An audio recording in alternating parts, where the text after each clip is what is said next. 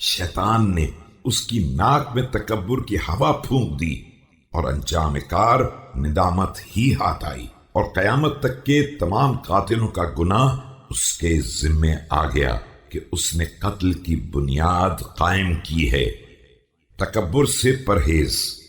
الا وقد امعنتم في البغي وافسدتم في الارض مسارحة لله بالمناصبة ومبارزة للمؤمنين بالمحاربة۔ یاد رکھو تم نے اللہ سے کھلم کھلا دشمنی اور صاحبان ایمان سے جنگ کا اعلان کر کے ظلم کی انتہا کر دی ہے اور زمین میں فساد برپا کر دیا ہے۔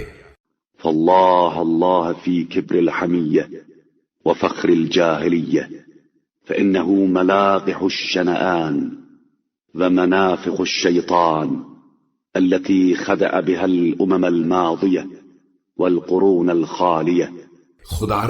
خدا سے ڈرو تکبر کے غرور اور جاہلیت کے تفاخر کے سلسلے میں کہ یہ عداوتوں کے پیدا ہونے کی جگہ اور شیطان کی فسوقاری کی منزل ہے۔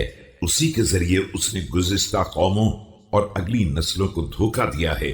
حتى اعنقوا في حنادس جهالته ومهاوي ضلالته دللا عن سياقه سلسا في قياده امرا تشابهت القلوب فيه وتتابعت القرون عليه وكبرا تضايقت الصدور به۔